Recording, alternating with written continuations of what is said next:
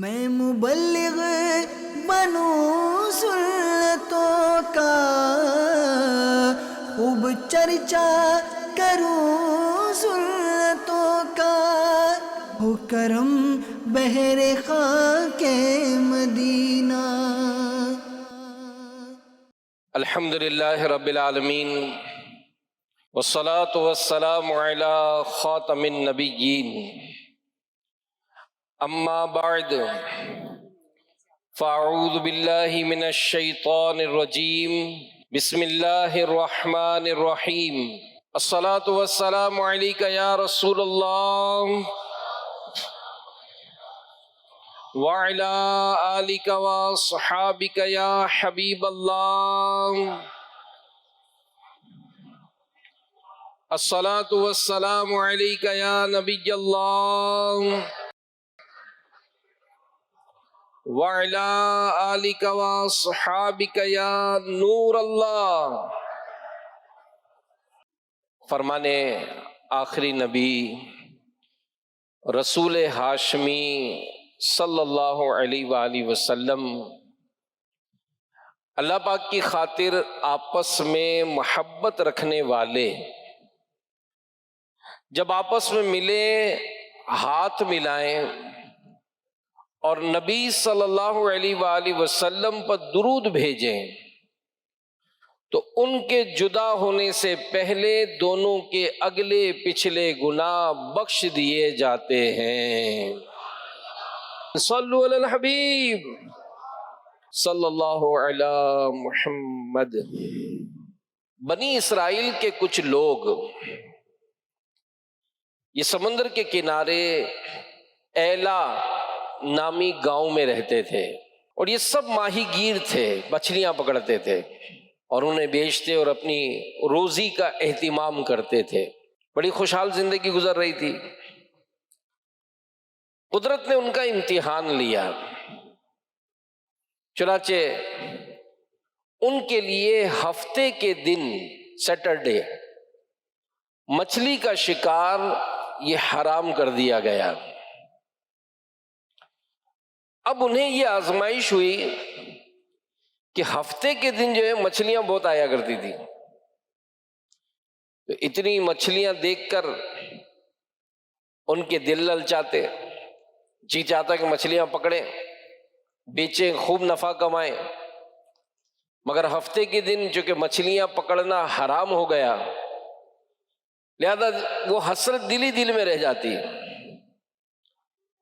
اب کچھ عرصہ تو انہوں نے صبر کیا، اللہ کے حکم پر عمل کرتے رہے۔ پھر شیطان نے انہیں ہیلا سکھایا۔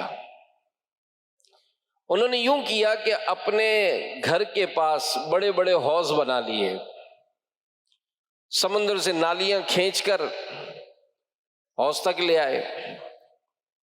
ہفتے کے دن جب مچھلیاں زیادہ ہوتی تو نالیوں کے منہ کھول دیتے، مچھلیاں ان نالیوں کے ذریعے حوض میں آ جاتی اور اگلے دن یہ پکڑ لیتے انہیں۔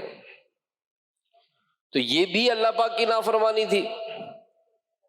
انہوں نے صرف اپنے دل کی تسلی کے لیے ایسا کیا، ورنہ ظاہر مچھلیاں پکڑنا منع تھا۔ جال ڈال کر پکڑتے، چاہے حوض کے ذریعے قید کر لیتے، دونوں صورتوں میں مچھلیاں ہی پکڑی انہوں نے۔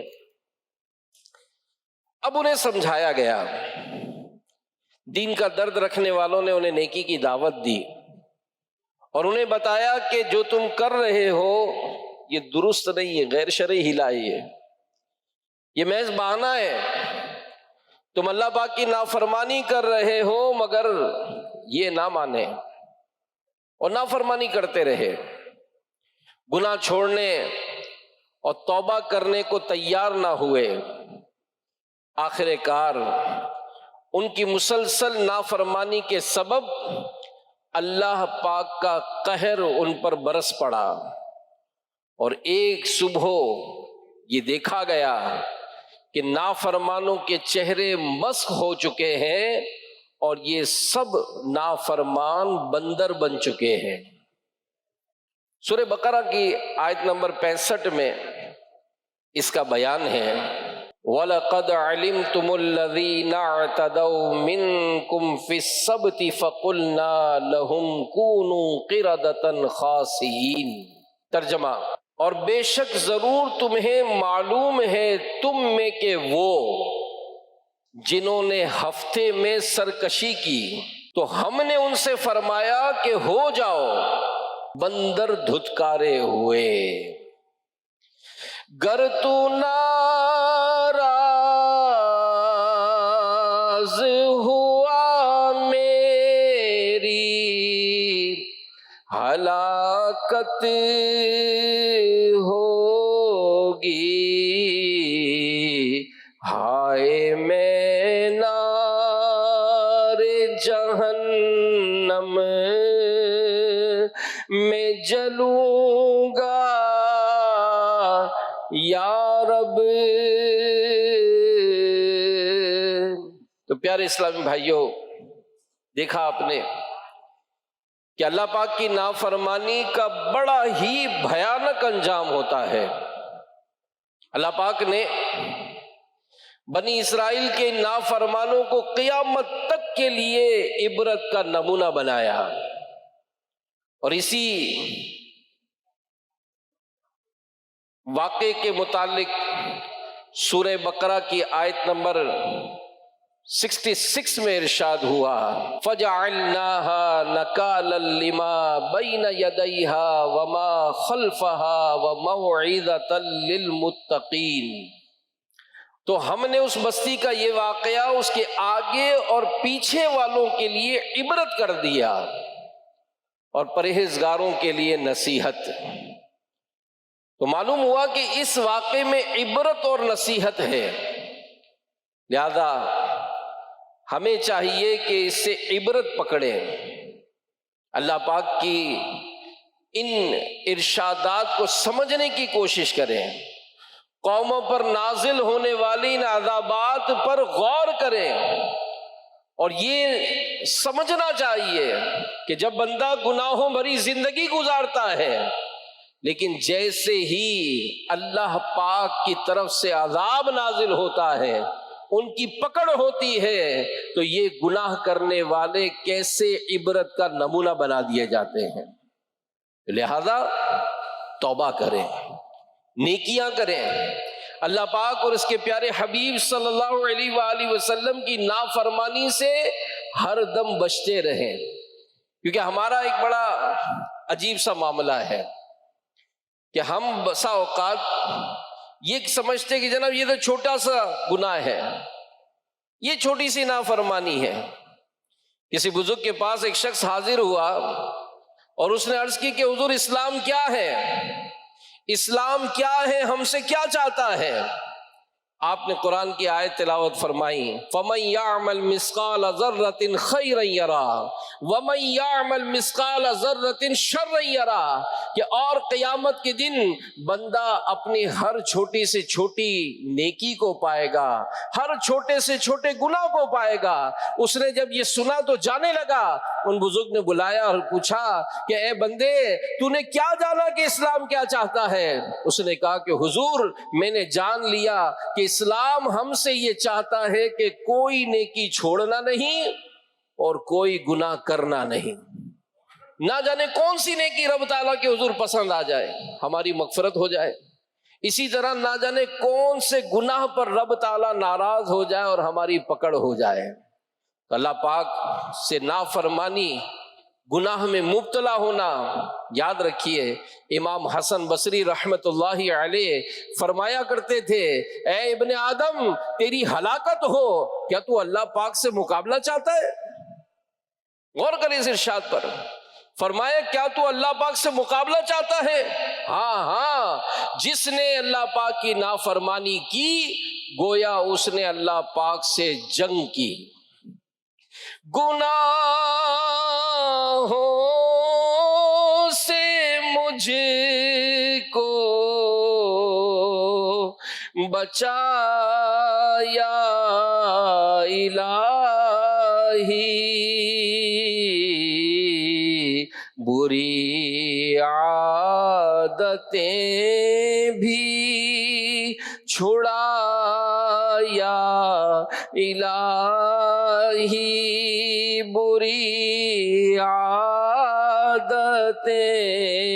بھی چھڑا یا الہی. سورہ مائدہ جو پارہ نمبر 6 میں ہے، اس کی آیت نمبر 78 اللہ پاک ارشاد فرماتا ہے لعن الذین کفروا من بنی اسرائیل علی لسان داود وعیسی ابن مریم ذالک بما عصوا وکانوا یعتدون. لعنت کیے گئے وہ جنہوں نے کفر کیا بنی اسرائیل میں داود اور عیسیٰ بن مریم کی زبان پر، یہ بدلہ ان کی نافرمانی اور سرکشی کا. اس آیت کریمہ میں بتایا گیا کہ بنی اسرائیل کے لوگوں نے نافرمانی کی، اللہ پاک کے احکام پر عمل نہ کیا، گناہوں سے وہ حد سے بڑھے، اللہ پاک کی حدود کو توڑا، تو داؤد علیہ السلام اور حضرت عیسیٰ علیہ السلام نے ان پر لعنت فرمائی، لہذا وہ لوگ عذاب میں گرفتار ہوئے. تو یہ بھی معلوم ہوا کہ اللہ پاک کی نافرمانی یہ لعنت برسنے کا سبب ہے. حضرت وہب رحمت اللہ علیہ سے روایت ہے کہ اللہ پاک نے انبیاء بنی اسرائیل میں سے کسی نبی علیہ السلام کی طرف وحی فرمائی کہ بندہ جب میری اطاعت کرتا ہے تو میں اس سے راضی ہو جاتا ہوں، اور جب اس سے راضی ہو جاتا ہوں تو اسے برکتیں عطا فرماتا ہوں. جب بندہ میری نافرمانی کرتا ہے تو میں اس سے ناراض ہو جاتا ہوں، اور جب میں اس سے ناراض ہو جاتا ہوں تو اس پر لعنت برساتا ہوں، اور میری لعنت اس کی 7 پشتوں تک پہنچتی ہے. یہ یاد رکھیے پیارے اسلام بھائیو کہ یہ جو نافرمانی والے معاملات ہیں یہ صرف ہماری ذات نہیں، ہماری نسلوں تک کو نقصان پہنچاتی ہے. یاد رکھیے جو لوگ اللہ پاک کی نافرمانی کرتے ہیں، گناہوں پر اڑتے، اپنے گناہوں کو اچھا دکھانے کے طرح طرح کے بہانے جھڑتے ہیں، سود کو پروفٹ کہہ دیتے ہیں، بے حیائی کو جدت کا نام دے رہے ہیں، بے پردگی کو فیشن بنا دیتے ہیں، ایسے نادان ذرا اندازہ کریں کہ کس کی نافرمانی کر رہے ہیں. آج من گھڑت باتیں کر کے، زبان چلا کر، گناہ کا نام بدل کر، بظاہر دل کو بھانے والے الفاظ بول کر گندے کام کو لوگوں کی نگاہ میں اچھے بھی کر لیں گے تو کیا سمجھتے ہیں اللہ پاک کی حضور حاضری نہیں ہوگی؟ سوچیں کہ جس جبار و قہار کی نافرمانی کر رہے ہیں کیا وہ دیکھتا نہیں؟ کیا اعمال لکھنے والے فرشتے ہمارے اعمال نہیں لکھ رہے؟ جب ایسا ہے تو ان دل لبھانے والے الفاظ کا کیا فائدہ؟ یاد رکھیے گناہ پھر گناہ ہے، گناہ کا انجام ہمیشہ عبرتناک ہی ہوتا ہے. چنانچہ قرآن پاک میں سورہ بنی اسرائیل آیت نمبر 17 میں اللہ پاک ارشاد فرماتا ہے وَكَمْ أَهْلَكْنَا مِنَ الْقُرُونِ مِنْ بَعْدِ نُوحٍ وَكَفَى بِرَبِّكَ بِذُنُوبِ عِبَادِهِ خَبِيرًا بَصِيرًا. اور ہم نے کتنی سنگتیں یعنی قومیں نوح کے بعد ہلاک کر دیں، اور تمہارا رب کافی ہے اپنے بندوں کے گناہوں سے خبردار دیکھنے والا. وہ کیسی قومیں تھیں؟ انہیں دنیا میں عزت دی گئی تھی، طاقت دی گئی تھی، وہ مالدار تھے، بڑے بڑے طاقتور جسم تھے، مگر انہوں نے اللہ پاک کی نافرمانی کی، گناہ کرتے رہے، نیکی کی دعوت دینے والوں کی بات نہ سنی، انہوں نے ضدی بنے، گناہوں پر اڑے، توبہ کی طرف نہ آئے. آخر کار جب رب تعالیٰ کا غضب ان پر نازل ہوا تو ان کا نام و نشان تک مٹا دیا گیا. قوم عاد جو ہے پیارے اسلام بھائیو، قوم عاد نام سنا ہوگا آپ نے، یہ بڑی طاقتور قوم تھی. علماء لکھتے ہیں کہ ان کے قد بہت لمبے لمبے تھے، وہ بڑے بڑے جسم تھے، ان کو فن دیا گیا تھا، کیا تھا؟ یہ بڑے بڑے پہاڑوں کو تراش کر اپنے محلات بناتے تھے۔ اللہ پاک نے انہیں مال و دولت سے نوازا، نعمتیں عطا فرمائی، مگر انہوں نے نافرمانی کی۔ اللہ کے نبی حضرت ہود علیہ السلام کو جھٹلایا، کفر پر اڑے رہے، گناہوں پر ڈٹے رہے، ضدی بنے، رب تعالیٰ کا قہر پرس پڑا۔ اللہ پاک نے ان پر آندھی کا عذاب بھیجا۔ کیا تھا؟ بہت ٹھنڈ تھی، اس میں سرد، خشک تھی، سخت سناٹے دار آندھی تھی، اور اس کی شدت کا حال یہ تھا کہ لوگوں کو زمین سے یوں اکھیڑ دیتی گویا کھجوروں کے سوکھے تنے ہوں، انہیں سر کے بل زمین پر اس طرح وہ ہوا مارتی کہ ان کے جسم ٹکڑے ٹکڑے ہو جاتے۔ 8 دن تک یہ آندھی چلتی رہی، اور کیا ہوا؟ قوم عاد کا نام و نشان تک مٹا ڈالا۔ قوم سمود یہ بھی فن تعمیر کی ماہر تھی، اللہ پاک نے انہیں بھی نعمتوں سے نوازا، طاقت دی، مال و دولت سے نوازا، مگر انہوں نے بھی نافرمانی کی۔ حضرت صالح علیہ السلام کو جھٹلایا، کفر پر اڑے، گناہوں کا بازار گرم کیا، ان پر بھی رب تعالیٰ کے قہر کا کوڑا برس گیا، ان پر شدید زلزلے کا عذاب آیا، جس سے یہ ہمیشہ کے لیے فنا کی گھاٹ اتر گئے۔ نمرود کا نام سنا ہوگا، نمرود بادشاہ، یہ بڑا روب دار تھا، دبدبا تھا اس کا۔ اللہ پاک نے اسے تخت تاج عطا کیا، اس نے نافرمانی کی، حضرت ابراہیم علیہ السلام کی گستاخیاں کی، آخر اس پر عذاب آیا۔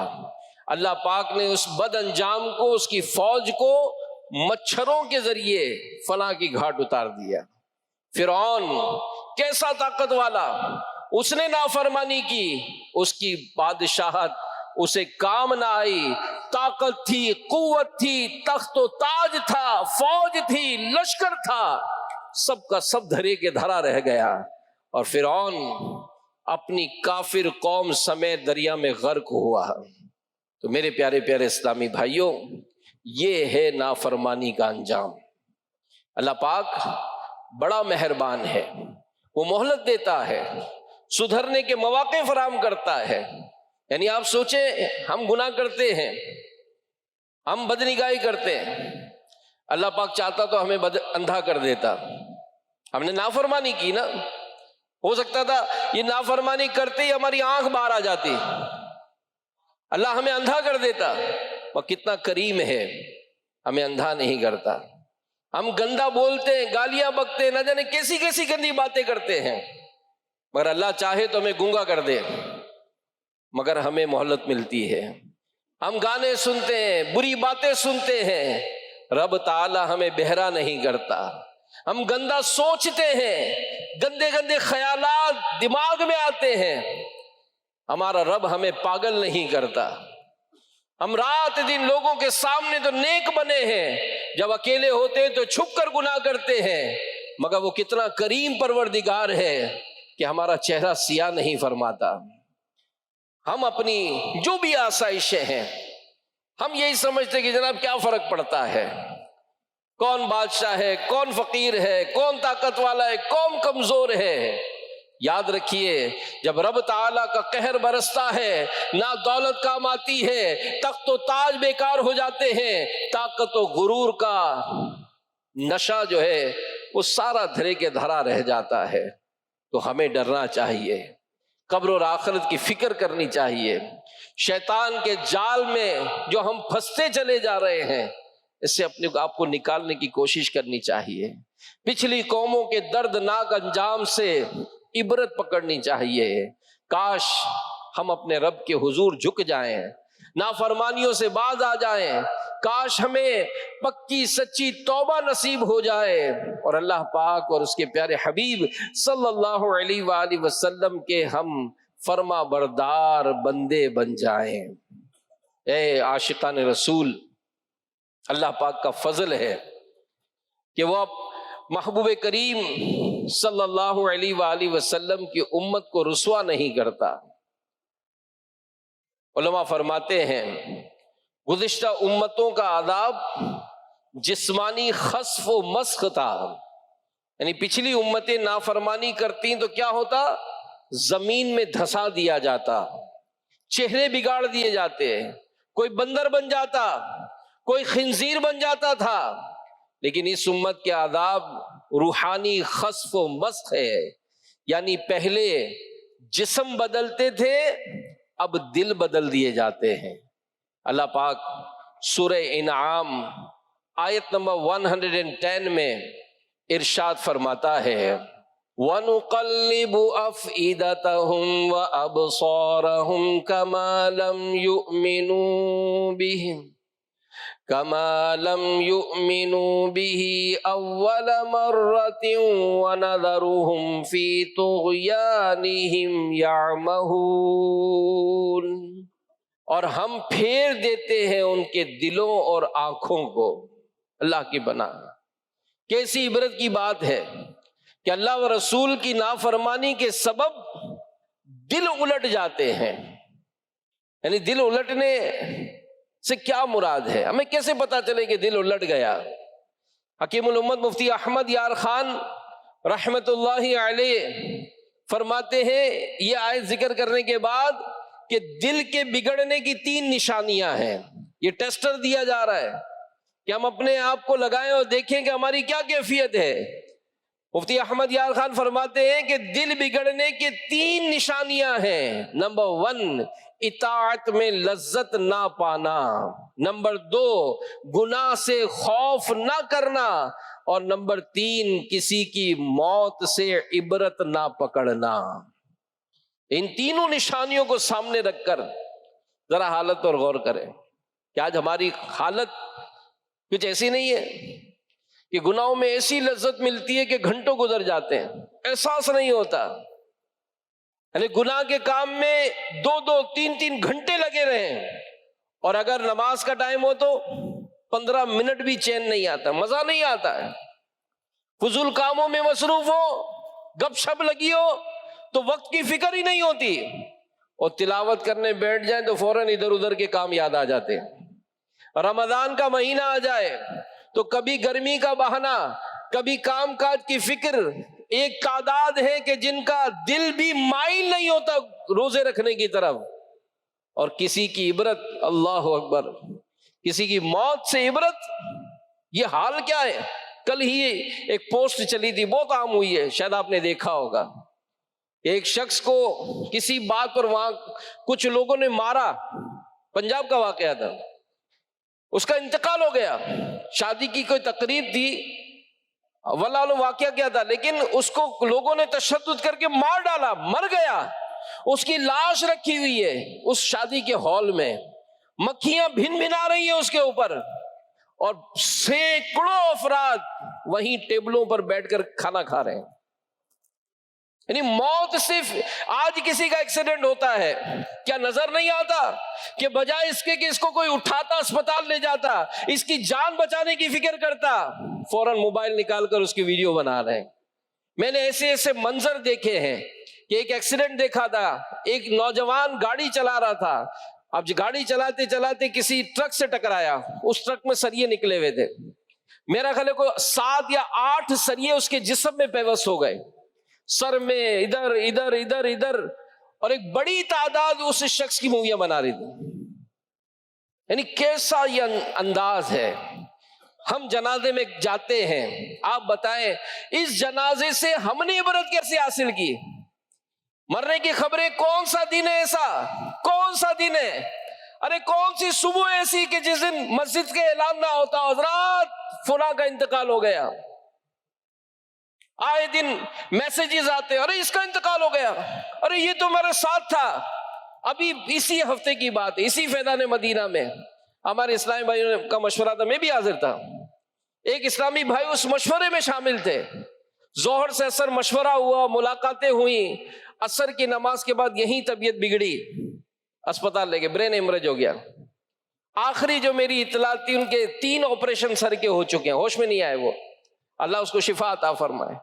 لیکن یہ جس کا انتقال ہوتا ہے، ہم کبھی یہ نہیں سوچتے کہ اس مرنے والے کا جس طرح خبر آئی ہے میری بھی خبر آئے گی۔ تو کیا ہوا؟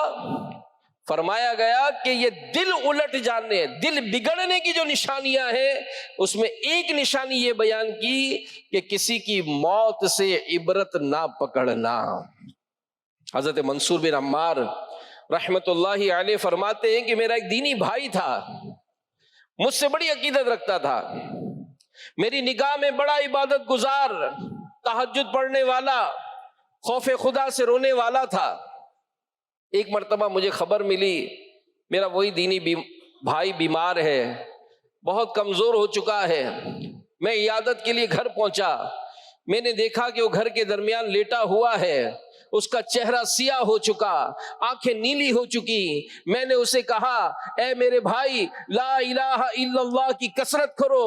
اس نے اپنی آنکھیں کھولی، بڑی مشکل سے میری طرف دیکھا، بے ہوش ہو گیا۔ میں نے دوبارہ اسے تلقین کی، اس نے پھر آنکھیں کھولی، میری طرف دیکھا، پھر آنکھیں بند کر لی۔ میں نے ذرا سختی سے کہا اگر تو نے کلمہ نہ پڑھا میں تجھے غسل نہیں دوں گا، کفن نہیں پہناؤں گا، تیرا جنازہ نہیں پڑھوں گا۔ یہ سن کر اس نے کہا اے منصور میرے اور کلمہ طیبہ کے درمیان رکاوٹ کھڑی کر دی گئی ہے۔ میں نے کہا لا حول ولا قوت الا باللہ، تو بڑا نمازی تھا، کہاں گئی وہ نمازیں، کہاں گئے وہ روزے، کہاں گئی وہ تہجد کی عبادتیں؟ اس نے بڑی حسرت سے کہا اے منصور یہ سب کچھ میں اللہ کے لیے نہ کرتا تھا بلکہ لوگوں کو دکھاوے کے لیے کرتا تھا۔ مجھے خواہش تھی کہ لوگ مجھے نمازی کہیں، روزہ دار کہیں، میں تہجد گزار کے لاؤں، میں دکھلاوے کے لیے ذکر بھی کرتا تھا، مگر جب میں تنہائی میں ہوتا دروازہ بند کر لیتا، کپڑے اتار دیتا، خوب شراب پیتا، اللہ کی نافرمانیاں کیا کرتا تھا۔ ایک بار یوں ہوا میں سخت بیمار ہوا، مجھے بچنے کی امید نہ رہی، میں نے قرآن کریم ہاتھ میں لیا، تلاوت شروع کی، ایک ایک حرف پڑھتا ہوا سورہ یاسین شریف تک پہنچا۔ میں نے دعا کی اے اللہ پاک اس قرآن عظیم کے صدقے مجھے شفا دے، میں آئندہ گناہ نہ کروں گا۔ اللہ پاک نے مجھے شفا دی، لیکن افسوس میں دوبارہ گناہوں میں مشغول ہو گیا، میں نے توبہ توڑ دی، شیطان کے پیچھے چلتا رہا، لمبے عرصے تک یہی سلسلہ رہا۔ اچانک اسی بیماری میں مبتلا ہوا، میں نے پھر موت کے سائے دیکھے، اب کی بار پھر قرآن ہاتھ میں لیا، قرآن کے وسیلے سے دعا کی، توبہ کی، گناہوں کی معافی مانگی، اللہ پاک نے مجھے پھر شفا عطا فرمائی، مجھے معاف فرما دیا۔ مگر میری نادانی، صحت ملتے ہی پھر خواہشات کے پیچھے چل پڑا، میں نے گناہوں کی وادی میں قدم رکھا، نافرمانیاں کر کے اللہ پاک کو ناراض کرتا رہا۔ تیسری مرتبہ اللہ پاک نے مجھے اسی مرض میں مبتلا کیا، اس بار میں نے وہی طریقہ اپنایا، قرآن منگوایا، کھولا، مگر افسوس میری زبان بند ہو گئی۔ میں قرآن پڑھنا چاہتا تھا، ایک حرف بھی نہ پڑھ سکا۔ اس حالت سے میں سمجھ گیا کہ رب تعالیٰ مجھ سے ناراض ہو گیا ہے، اللہ سخت ناراض ہے۔ میں نے اللہ پاک کے حضور عرض کی یا اللہ اس قرآن کے صدقے مجھے شفا عطا فرما۔ اب کی بار مجھے غیب سے آواز آئی اے شخص جب تو بیمار ہوتا ہے توبہ کرتا ہے، جب تندرست ہوتا ہے گناہ کی طرف لگ جاتا ہے، تکلیف میں مبتلا ہوتا ہے روتا ہے، جب شفا یاب ہو جاتا ہے برائی اور نافرمانی پر کمر باندھ لیتا ہے۔ تو کتنی مصیبتوں آزمائشوں میں مبتلا ہوا، اللہ پاک نے تجھے ان سے نجات عطا فرمائی، اس کے باوجود تو گناہوں میں ڈوبا رہا۔ کیا تجھے موت کا خوف نہ تھا؟ تو عقل رکھتا ہے، سمجھ رکھتا ہے، پھر بھی غفلت میں پڑا رہا۔ اللہ پاک نے تجھ پر فضل فرمایا، تو نے اسے بھلا دیا۔ تو نے کتنی بار اللہ سے وعدہ کیا پھر توڑ دیا۔ منصور بن عمار رحمت اللہ علیہ فرماتے ہیں وہ یہ باتیں بتاتا ہوا رو رہا تھا، میں اس کے پاس سے اٹھ کر چل پڑا، ابھی گھر کے دروازے کے قریب بھی نہ پہنچا تھا کہ اس کا انتقال ہو گیا۔ تو اے عاشقان رسول، یہ ہے نافرمانی کا انجام۔ بے شک اللہ پاک کی رحمت بہت بڑی ہے، وہ اپنے بندوں کی توبہ قبول فرماتا ہے، مگر یہ یاد رکھیے اس کا یہ مطلب ہرگز نہیں کہ ہم توبہ کی امید پر گناہوں نافرمانیوں پر دلیر ہو جائیں. توبہ بہت اعلیٰ نے کی ہے مگر اس کی توفیق ہر ایک کو نہیں ملتی. بعض اوقات نافرمانیوں کے وبال کے طور پر دل الٹ دیے جاتے ہیں، اللہ پاک کی لعنت برستی ہے، توبہ کی توفیق نہیں ملتی. یوں بندہ بغیر توبہ کیے نافرمانیوں میں ڈوبا ہوا ہی موت کی گھاٹ اتر جاتا ہے. اللہ پاک ہمیں ایسی ذلت و رسوائی سے بچائے. کاش سچی توبہ کی ہمیں توفیق مل جائے. بڑی کوششیں کی گناہ چھوڑنے کی، رہے ناکام ہم یا الہی، رہے ناکام ہم یا الہی. مجھے سچی توبہ کی توفیق دے دے، مجھے سچی توبہ کی توفیق دے دے. پے تاجدار حرم یا الہی، آمین بجاہ خاتم النبیین صلی اللہ علیہ وآلہ وسلم. تو اے عاشقان رسول، اللہ و رسول کی نافرمانی ذلت و رسوائی کا سبب ہے. جو بندہ اللہ پاک کی نافرمانیاں کرتا رہتا ہے، توبہ نہیں کرتا، اللہ پاک کی طرف رجوع نہیں لاتا، وہ اللہ پاک کی بارگاہ میں ذلیل و رسوا ہو جاتا ہے. بارگاہ الہی میں اس کی کوئی وقت باقی نہیں رہتی. جو بندہ اللہ پاک کی بارگاہ میں ذلیل و رسوا ہو جائے، جس کی بارگاہ رب العزت میں کوئی وقعت نہ رہے، اسے کہیں عزت نہیں ملتی. پارہ 17 سورہ حج کی آیت نمبر 18 میں اللہ پاک ارشاد فرماتا ہے، أَلَمْ تَرَ أَنَّ اللَّهَ يَسْجُدُ لَهُ مَن فِي السَّمَاوَاتِ وَمَن فِي الْأَرْضِ والشمس والقمر والنجوم والجبال والشجر والدواب وكثير من الناس وكثير حق عليه العذاب ومن يهن الله فما له من مكرم ان اللہ یفعل ما یشاء. کیا تم نے نہیں دیکھا کہ جو آسمانوں میں ہے اور جو زمینوں میں ہے، اور سورج اور چاند اور ستارے اور تمام پہاڑ اور درخت اور چوپائے اور بہت سے آدمی، یہ سب اللہ کو سجدہ کرتے ہیں، اور بہت سے لوگ وہ بھی ہیں جن پر عذاب مقرر ہو چکا ہے، اور جسے اللہ ذلیل کرے اسے کوئی عزت دینے والا نہیں. بے شک اللہ جو چاہتا ہے کرتا ہے. تو میرے پیارے پیارے اسلامی بھائیوں، تفسیر صراط الجنان میں اس آیت کے تحت ہے، معلوم ہوا کہ عزت و ناموری کسی قوم یا فرد کی میراث نہیں کہ کوئی بندہ چاہے کتنے سیاہ کام کرے، کالے دھندے کرتا رہے، اپنے اعمال کو گناہوں سے بھر لے، اس کا کردار نافرمانیوں سے داغدار ہو، اس کے باوجود وہ عزت کے ساتھ ہی زندگی گزارے گا.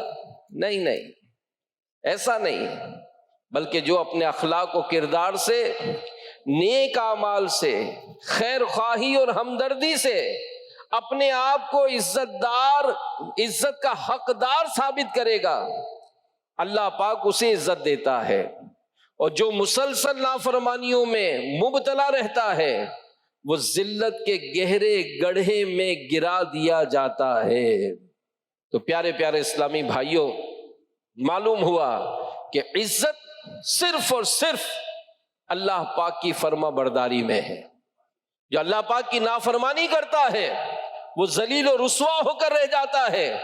سب مسلمانوں کی امی جان حضرت سیدہ عائشہ صدیقہ طیبہ طاہرہ عابدہ زاہدہ رضی اللہ عنہا نے ایک مرتبہ حضرت امیر معاویہ رضی اللہ عنہ کو نصیحت بھرا خط لکھا، اس میں فرمایا بے شک جو اللہ پاک کی نافرمانی کرتا ہے اس کی سزا میں اس شخص کی تعریف کرنے والے لوگ ہی اس کی برائیاں کرنے لگتے ہیں۔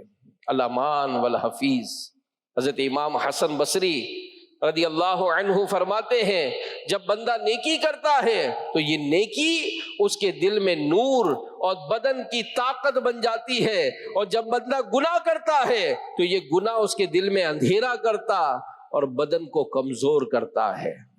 میرے پیارے پیارے اسلامی بھائیوں، سورہ روم میں آیت نمبر 41 اللہ پاک ارشاد فرماتا ہے ظاہر الفساد فی البر والبحر بما کسبت ایدی الناس لیذیقہم بعد الذی عملوا لعلہم یرجعون۔ خشکی اور تری میں فساد ظاہر ہو گیا ان برائیوں کی وجہ سے جو لوگوں کے ہاتھوں نے کمائی، تاکہ اللہ انہیں ان کے بعض کاموں کا مزہ چکھائے تاکہ وہ باز آ جائیں۔ اللہ اکبر۔ معلوم ہوا اللہ پاک کی نافرمانی اور گناہوں کے سبب زمین میں فساد برپا ہوتا ہے۔ اے عاشقان رسول، اس سے بڑھ کر اور کیا ذلت ہوگی کہ انسان اشرف المخلوقات ہے۔ جی ہاں، مخلوق میں سب سے زیادہ بزرگی انسان کو ملی ہے، مگر جب یہ گناہ کرتا ہے، نافرمانیاں حد سے بڑھاتا ہے، تو جانور جو ہم سے کئی حد تک کمتر ہیں وہ بھی انسان کو برا بھلا کہتے ہیں۔ معلوم ہوا جو نافرمان ہے وہ اپنی فضیلت کھو بیٹھتا ہے اور درجہ انسانیت سے گر کر ذلت کے گہرے گڑھے میں جا پڑتا ہے۔ تو اے عاشقان رسول، نافرمانی صرف دنیا میں نہیں، قبر و آخرت میں بھی ذلت کا سبب ہے۔ علامہ ابن حجر مکی رحمت اللہ علیہ فرماتے ہیں جب میں چھوٹا تھا پابندی کے ساتھ اپنے والد صاحب کی قبر پر حاضری دیا کرتا تھا، قرآن کی تلاوت کرتا تھا۔ ایک مرتبہ رمضان مبارک میں نماز فجر کے فوراً بعد میں قبرستان گیا۔ اس وقت قبرستان میں میرے علاوہ کوئی نہ تھا۔ میں نے والد صاحب کی قبر کے پاس بیٹھ کر قرآن کی تلاوت کی۔ ابھی کچھ دیر ہوئی تھی کہ کہیں سے اچانک مجھے رونے دھونے کی آواز سنائی دی۔ رونے والا آہ آہ کہہ رہا تھا۔ میں نے غور کیا تو یہ آواز قریب ہی ایک سفید قبر سے، چمکدار قبر سے آ رہی تھی۔ میں تلاوت چھوڑ کر آواز سننے لگا۔ قبر کے اندر سے عذاب کی آواز دل کو بے قرار کر رہی تھی۔ پھر کچھ ہی دیر کے بعد جب دن خوب روشن ہوا، آواز بھی سنائی دینا بند ہو گئی، لوگوں کا آنا جانا شروع ہو چکا۔ میں نے ایک شخص سے پوچھا یہ قبر کس کی ہے؟ اس نے بتایا فلاں کی ہے۔ میں اس قبر والے کو پہچان گیا۔ میں اس قبر والے کو دیکھا تھا، کثرت سے مسجد آتا جاتا تھا، نماز وقت پر ادا کرتا تھا، بیجا گفتگو سے پرہیز کرتا تھا، مگر حیرت ہے اس کی قبر میں عذاب ہو رہا تھا۔ اس بات نے مجھ پر گہرا اثر ڈالا۔ میں نے جب معلومات کی تو پتا چلا وہ نمازی آدمی ایک تاجر تھا۔ جب بوڑھا ہوا اس کے پاس مال کم ہو گیا، لہذا لالچ میں آ کر اس نے سود کا لین دین شروع کر دیا۔ شاید یہی وجہ تھی، کہتے ہیں کہ شاید یہی وجہ تھی کہ وہ رمضان المبارک میں بھی قبر کے عذاب میں مبتلا تھا۔ اللہ اللہ، اے عاشقان رسول، یہ ہے نافرمانی کا بھیانک انجام۔ وہ لوگ جو بظاہر نیک ہیں، نمازی ہیں، روزے رکھتے ہیں، حج کرتے، عمرے کرتے، تلاوت کرتے ہیں مگر گناہوں میں بھی مصروف رہتے ہیں، چھپ کر تنہائی میں اللہ پاک کی نافرمانی کرتے ہیں۔ وہ اس سے عبرت پکڑے اور ذرا سوچے کہ اگر یوں ہی گناہ کرتے ہوئے قبر میں اتر گئے، اللہ نہ کرے اگر گناہوں پر گرفت ہو گئی، ہائے ہائے اگر عذاب مسلط کر دیا گیا، سانپ بچھوؤں نے کفن پھاڑ کر ہمارے جسم پر قبضہ کر لیا، قبر کی دیواریں ملنے سے پسلیاں ٹوٹ پھوٹ کر ایک دوسرے میں پیوست ہو گئیں تو ہمارا کیا بنے گا؟ آج معمولی سی چوٹ برداشت نہیں ہوتی، اگر قبر میں فرشتوں نے برے اعمال کے سبب ہتھوڑے برسانے شروع کر دیے تو ایسی ہولناک تکلیفیں کیسے برداشت ہوں گی؟ ذرا ٹھنڈے دل سے نافرمانیوں پہ غور کرے، کیونکہ بعض اوقات جب اس طرح کا تذکرہ ہوتا ہے تو فوراً کسی اور کا تصور لاتے ہیں، نہیں میں تو نہیں ہوں، فلاں ہے، میں تو بڑا نماز پابندی سے پڑھتا ہوں۔ یعنی نیکیوں کا تذکرہ ہوگا نا تلاوت کرنے والا تو اپنی فوراً اسکرین پر اپنی تصویر آئے گی کہ میں تلاوت کر رہا ہوں۔ نافرمانی کی بات ہے کہ دوسرے کی بات، ارے اپنی نافرمانیوں کو یاد کریں اور سوچیں کہ ہمارا لوگوں کے سامنے اور لوگوں سے اکیلے رہنے میں کتنا فرق ہے۔ اور پھر اس طرح کے جو معاملات بیان ہوئے ذرا غور کیجئے کہ عذاب قبر کا سوچ کر دل دہل نہیں کیوں جاتا، کلیجہ منہ کو کیوں نہیں آتا، دل خوف سے کانپنے کیوں نہیں لگتا؟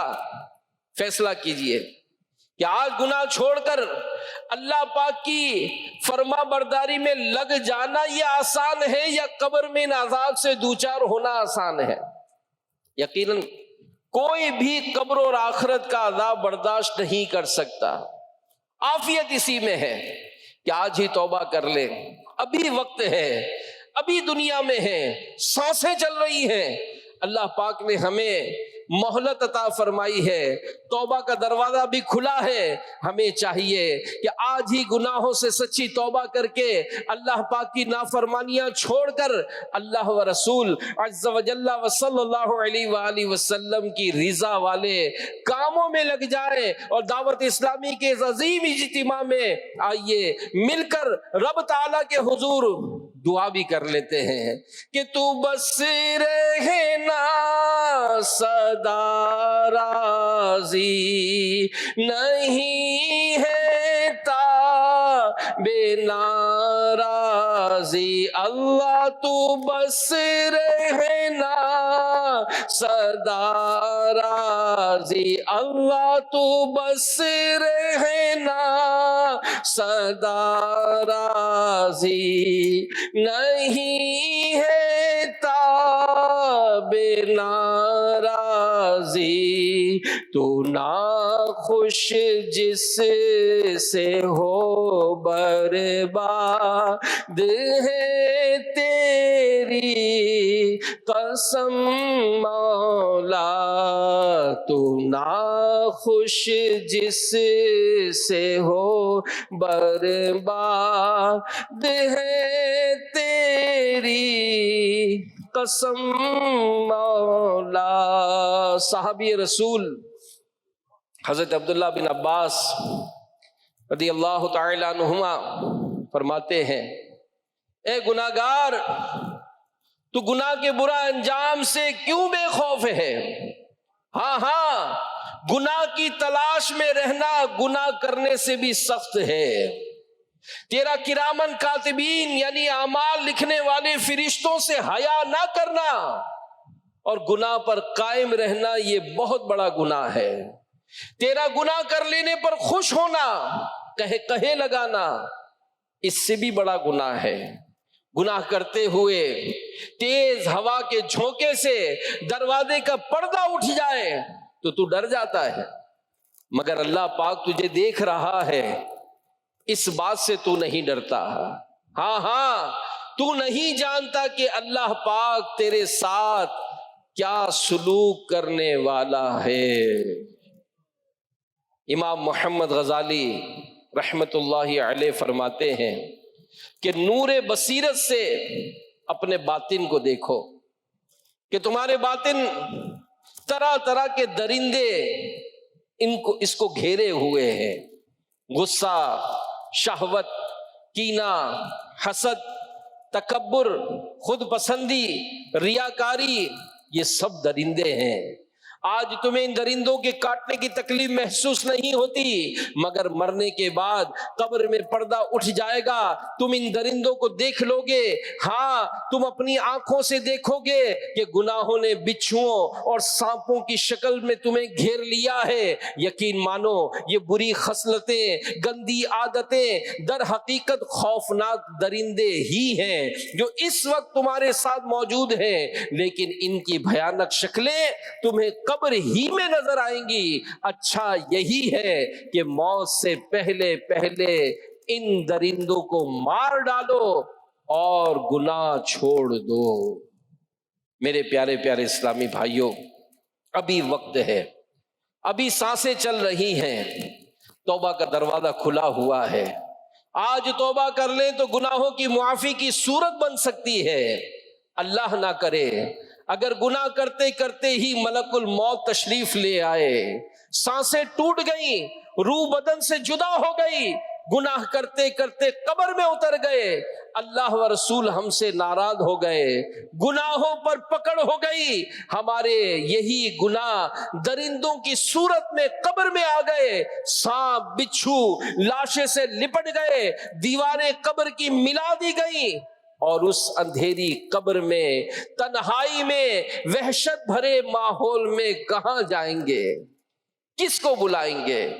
تو اچھا یہی ہے کہ آج ہی توبہ کر کے نیت کر لے کہ انشاءاللہ الکریم آج کے بعد میری کوئی نماز قضا نہیں ہوگی، اور اللہ خیر سے ماہ رمضان سے ملائے، انشاءاللہ ماہ رمضان کے پورے روزے رکھیں گے انشاءاللہ، جھوٹ نہیں بولیں گے، اپنے آپ کو بدنگاہی سے بھی بچائیں گے، برا سننے سے بچائیں گے، برا دیکھنے سے بچائیں گے، برا بولنے سے بچائیں گے، اپنے آپ کو برا چلنے سے بچائیں گے، اور نیکی کی دعوت دینے والے، دعوت اسلامی کے مبلغین جو چوک درس کے ذریعے، علاقائی دورے کے ذریعے، تعطیل اعتکاف کے ذریعے، مدنی قافلوں کے ذریعے جو نیکی کی دعوت کی دھومیں مچا رہے ہیں، انشاءاللہ الکریم ان کے ساتھ شامل ہو کر خود بھی نیکیاں کریں گے اور نیکی کی دعوت عام کریں گے انشاءاللہ، خود بھی گناہوں سے بچیں گے اور دوسروں کو بھی بچائیں گے انشاءاللہ۔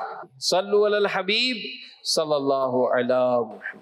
میں مبلغ بنوں سنتوں کا، خوب چرچا کروں سنتوں کا، ہو کرم بہر خاک